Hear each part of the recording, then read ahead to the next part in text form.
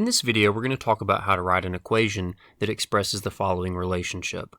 We're told that d varies directly with w and inversely with the square of p.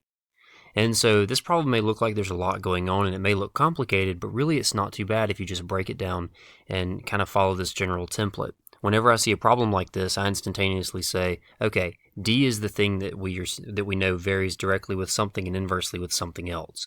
And so d kind of takes the place of y, because generally we have y is equal to kx, or we have y is equal to k divided by x for our direct or inverse variation. So in this case, d is kind of like the y. So go ahead and say d is equal to, and draw a fraction line since there are multiple things going on right here. And what we're going to do is we're going to put k in the numerator because that's going to be our constant of variation. And notice the k takes place regardless of whether we're talking about direct or indirect variation. And so now all we have to do is label the other variables and say where they go. So we know that d varies directly with w. And so if it's varying directly, you're just going to put it in the numerator. And we know that d varies inversely with the square of p. And so if it's varying inversely, that's just going to go in the denominator. Now the one little tricky part right here is it's the square of p, but that really just means p squared.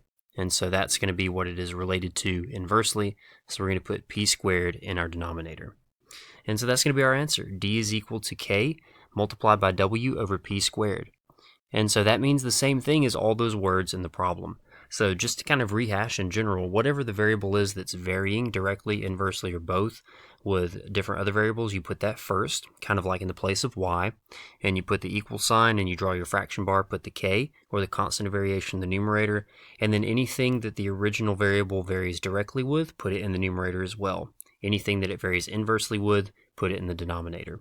And just look out for certain things, like in this case, the square of p. That's just, kind of like a fancy little way of saying p squared. So be sure that you translate the words into our algebraic expressions properly.